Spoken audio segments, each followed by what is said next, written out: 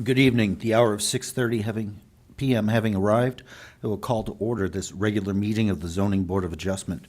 This meeting is being broadcast live on the City of Keene YouTube channel and the city website. The video is also posted on the city website by the end of the next business day, barring any technical difficulties. Anyone wishing to view a copy of the agenda and supporting materials will find it on the city website. To receive electronic copies of future agenda packets, please go to the homepage and subscribe to the City Meetings email list. The public and other board members will be recognized to ask questions and make comments on the agenda item under discussion. After being recognized, all remarks are to be made through the chair. Anyone who wishes to address the board is asked to go to one of the microphones in the room and identify themselves by name and address prior to speaking. As a reminder, the minute taker is participating remotely this evening. Board members, please make sure to turn on your microphone when speaking.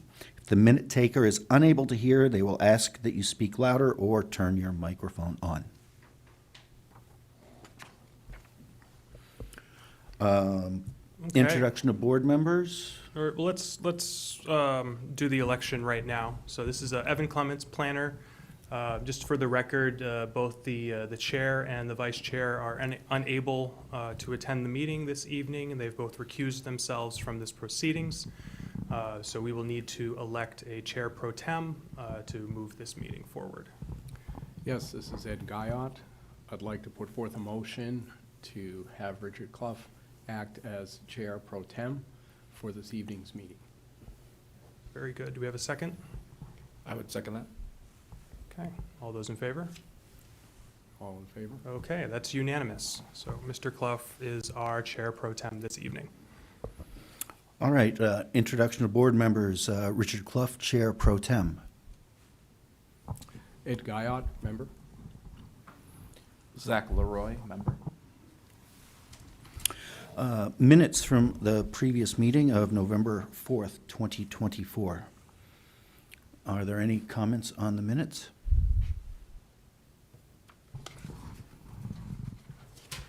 No. None for me. All right, do I have a motion to accept the minutes? I'll motion to accept the minutes. Motion by Mr. Leroy, Yes. second Second? by Mr. Guyot. All in favor of approval of the minutes? Aye. And that was unanimous. Do we have any unfinished business?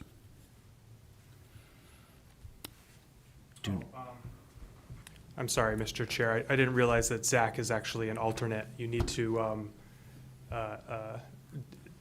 designate him to be a voting member. Oh, okay. First, I apologize. Certainly. All right. So I will designate that Zach Leroy is a voting member for tonight's meeting. Thank you. And let's do that. Let's do that in minutes just one more time. Sure. So again, a motion, please, for the minutes of November 4th. I move to accept the minutes of the meeting from November 4th. All right. I second that. All right. All in favor? All right. Again, that's unanimous. Okay, so now on to unfinished business. No unfinished business. All right, so hearing a continuation of ZBA 2024-27, petitioner George Hansel of Tail Feather Strategies, Keene, requesting a variance for property located at 7 Aliber Place, tax map 590-093-000. This property is in the downtown Edge District and is owned by Jared Goodell of Keene. The petitioner requests a variance for new construction within 20 feet of the minimum interior setback that is required when a parcel is in the downtown Edge District, is abutting a parcel in the downtown Transition District as per Article 4.4.1.e of the zoning regulations. Do we have some staff comments on this? Thank you, Mr. Chairman. So as the board is aware, this project received zoning relief at the August 19th, 2024 ZBA meeting for the build-to zone, a special exception for a parking reduction, as well as relief from the side foot setback. As the project has progressed, due to circumstances, the applicant is back before us this evening to amend the condition of approval that was placed on the variance for the side yard setback. In reviewing the nature of the project, where it stands currently, staff believes that an amendment to that condition is more appropriate than the equitable waiver process that was mentioned at the last hearing.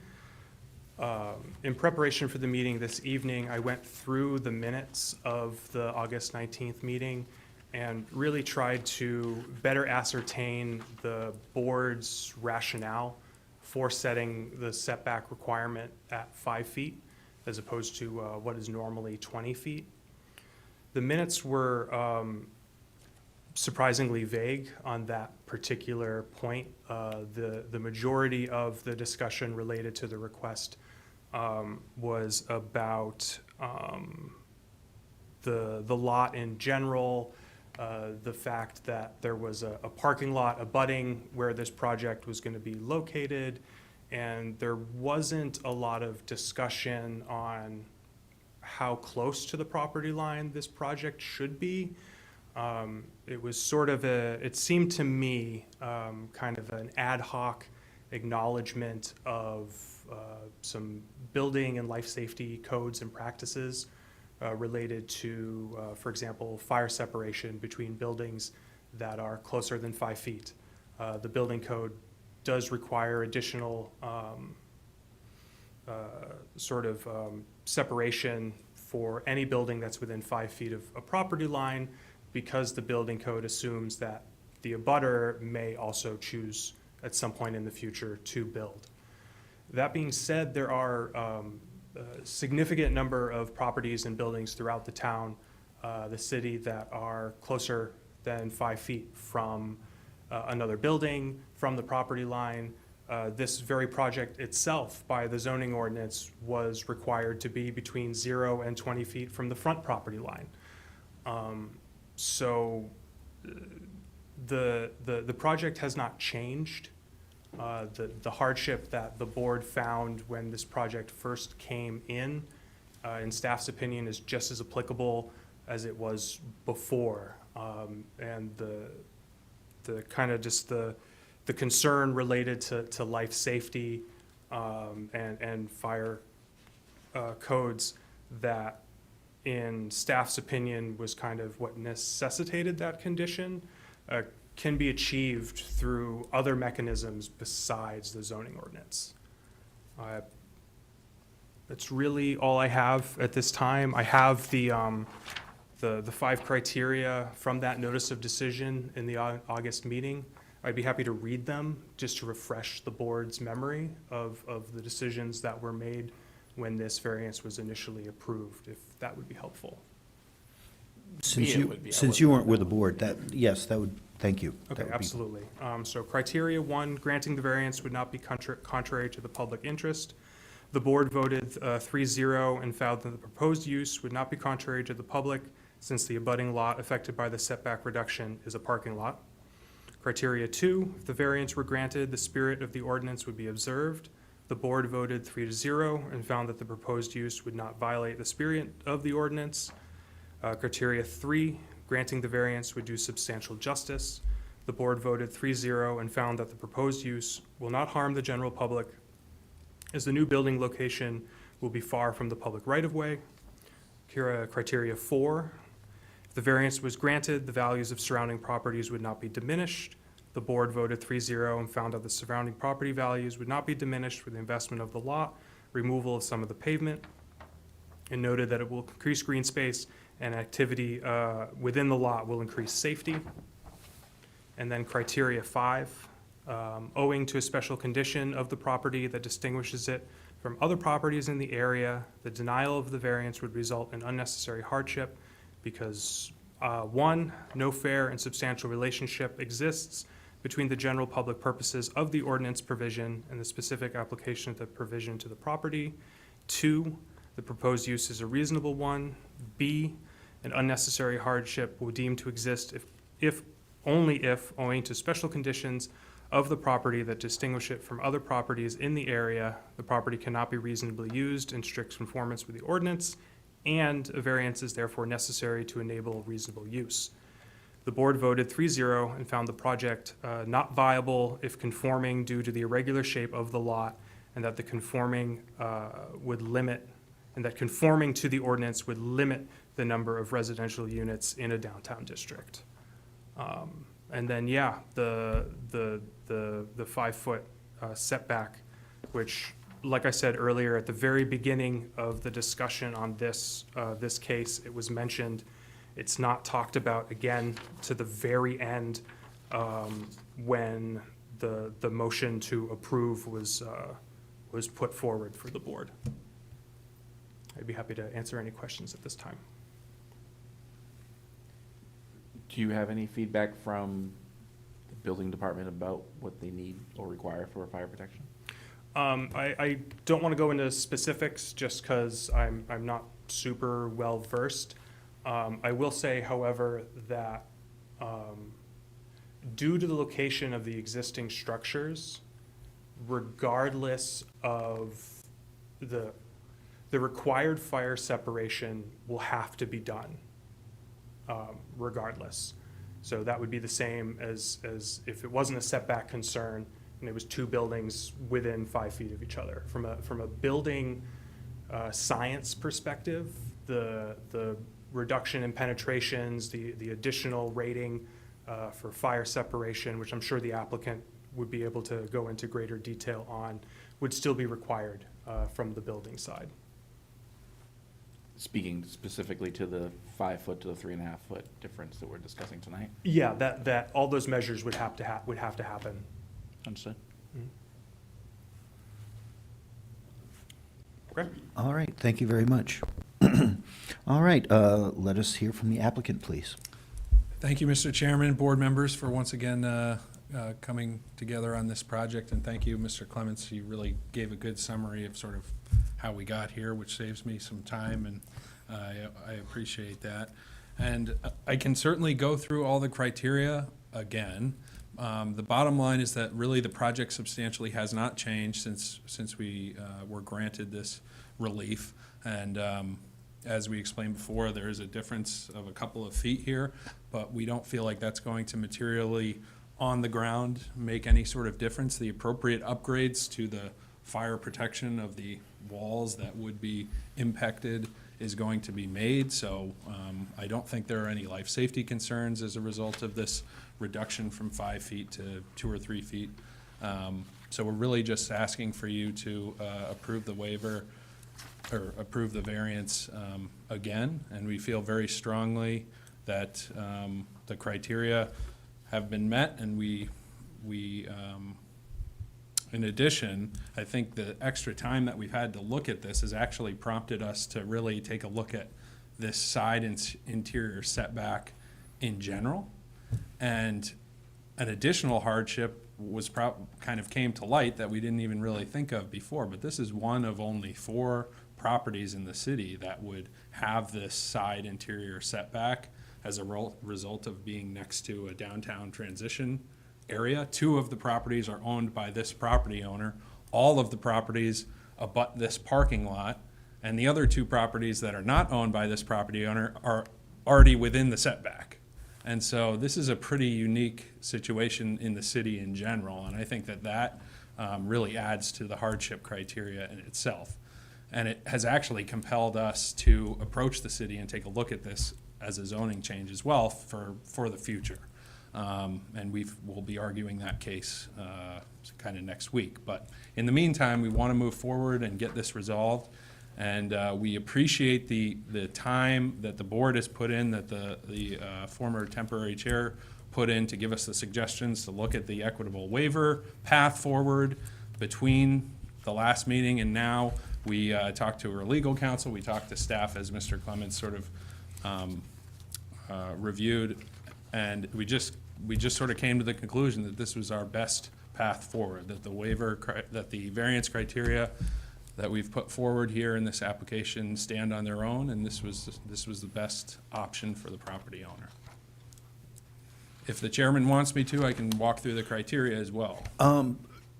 Truly, I know for 2/3 of us, we would probably be fine.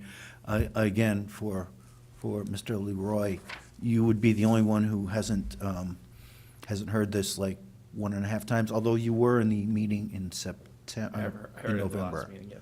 Yeah, so I feel you, comfortable with the information. You don't need to repeat it. okay, excellent, Okay. excellent. Are there any questions for the applicant from the board? I have one. Is there, for this parcel that the variance is being granted on, is there any opportunity in the future to add additional structures? Excuse me. Not really. I think at this point, I mean, based on current zoning Mhm. and what it looks like, this is going to pretty much build out the parcel, adding 6 new units. Okay.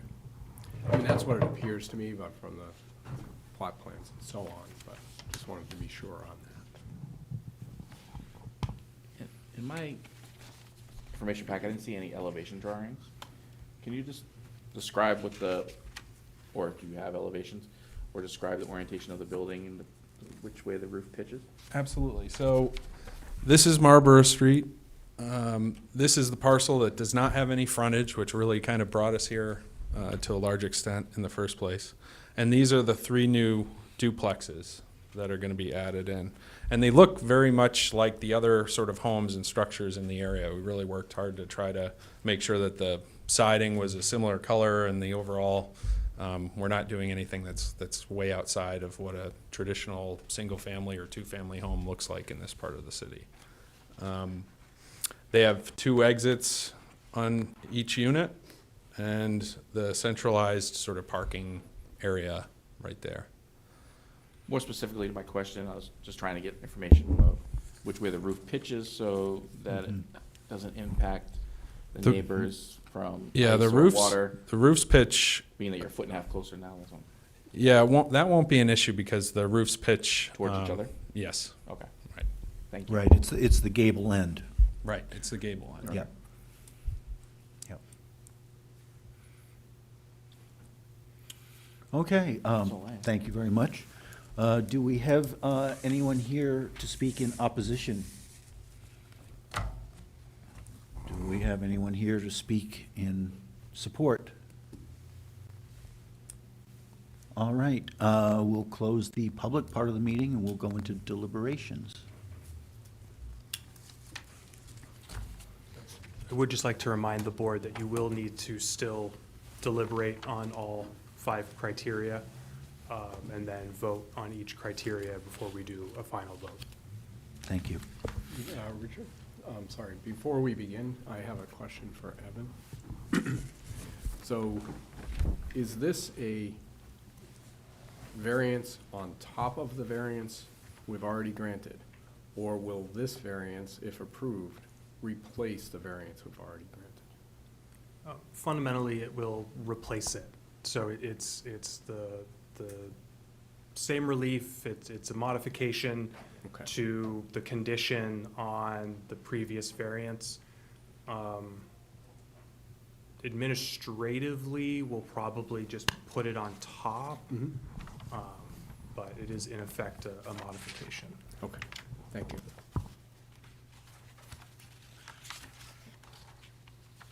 So for the deliberations, yes, we'll go with the criteria in order and have some discussion about that. Let me find it. So our first criteria is granting the variance would not be contrary to the public interest. So thoughts on that?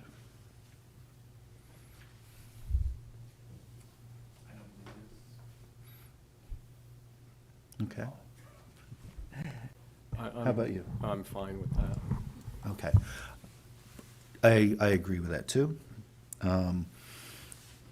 As had been stated before, there's nothing about its location that denying this variance would be in any change to any sort of public interest. There's, because it's where the setback is that we're talking about, the public really doesn't have access to it except in a parking lot. 4.2, if the variance were granted, the spirit of the ordinance would be observed. Any thoughts on that? Seems to me we're still in line with the original discussions we had when the first variance was granted. I agree. Yeah, I agree too. I will say the one with what Zach brought up, which was it would have maybe made a little bit of a difference if the roofs were pitched and there was gonna be snow coming off and it was gonna be falling. I mean, 3.5 feet we've denied variances where we have snowfall that goes on a neighbor's, regardless of what that neighbor's lot is. But because this is the gable and where the snow would be falling, I don't think we have any issue there. Okay, 4.3, granting the variance would do substantial justice. I think given the current status of the property where construction has begun, foundations are in place, buildings are up, as I understand it, that the justice is there if we continue with the variance here. Once again, I agree. Yes, I think it would be a very odd choice to tell somebody to have to take it all down and move it 1.5 feet, and then move the other building 1.5 feet, and then change all the parking and everything just for that. I mean, totally unrealistic. So I agree. 4.4, if the variance were granted, the values of the surrounding properties would not be diminished. Agreed. Same as before. Surrounding properties are essentially a parking lot. Yes. And as again had been stated in earlier hearings, it's not likely that that's going to change anytime soon. It's not like that's going to get sold off and somebody else is going to try and develop it. It's a pretty long-term situation. Okay.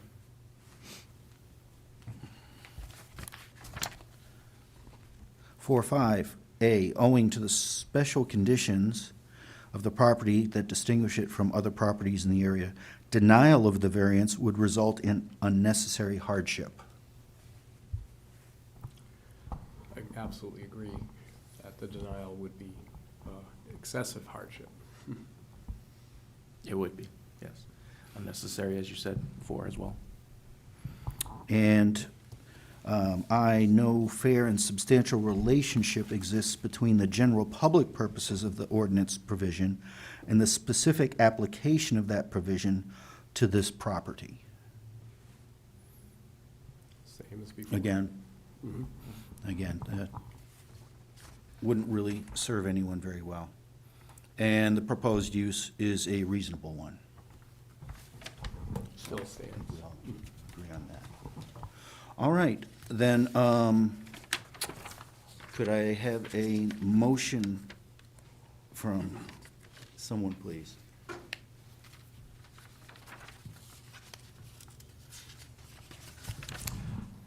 Ed Guyot, I move that the board approve ZBA 2024-27, submitted by Tailfeather Strategies on behalf of Jared Goodell, relative to the property located at 7 Aliber Place, tax map 590-093-000, and to request the variance for new construction within the 20-foot minimum interior setback that's required when a parcel in the downtown edge district is abutting a parcel in the downtown transition district. And do we need to put something on there having to do with the specifically 3.5-foot setback? It's up to the board if you wanted to add a new condition or just remove the 5-foot condition. Not sure where, how comfortable you would be with that. I will add to my motion that the board grant the 3.5-foot setback versus the previous 5-foot setback. How much feet do you guys need? You want a 2-foot? You'll be comfortable with that? I just don't wanna have to go through it again. Yeah, exactly, exactly. I think 2 would be fine for us, if the board's comfortable. Actually, if we're making that, do you need the 2-foot on every line, or can we make it specifically that one bizarre interior line? That's the only interior line. Okay. It's the only one that's subject to this That would be this the only one section? subject to that? Okay. Okay. So, And again, it's not because we're gonna keep it as far away as Yep. possible, but, but yeah, we definitely don't want to have to do this a third time, right. so. So I will adjust my modification to say that we would allow the 2-foot setback. I'll second that motion. All right, that was, Mr. Guyot made the motion and Mr. Leroy seconded it. Thank you. Okay. All right, so let us go through the criteria and vote on each one.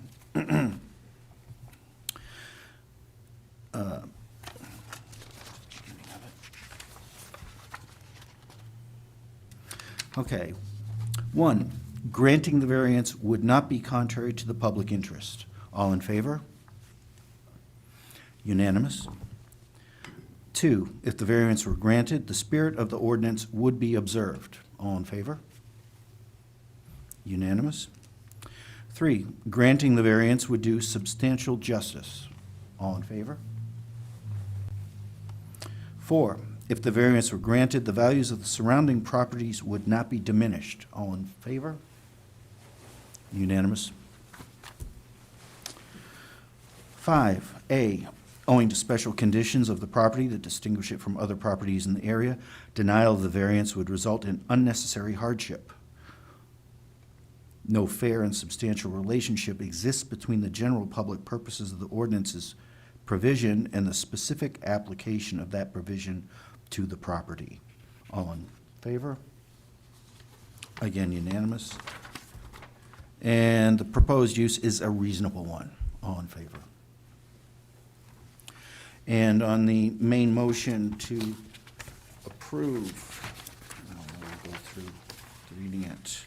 ZBA 2024-27, Tail Feather Strategies, requesting the variance for located at 7 Aliber Place, tax map 590093-000, to have a permit construction to a 2-foot setback, where it is normally 20 feet. All in favor of the main motion? And again, it's unanimous. Thank you very much. Okay. Thank you.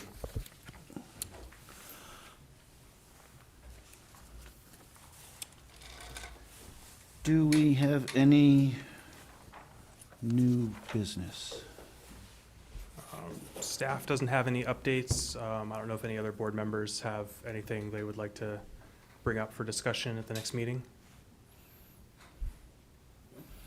So the next meeting will be in 2025, Yes, January. January. All right, I thank you all, and we will now stand adjourned. Excellent.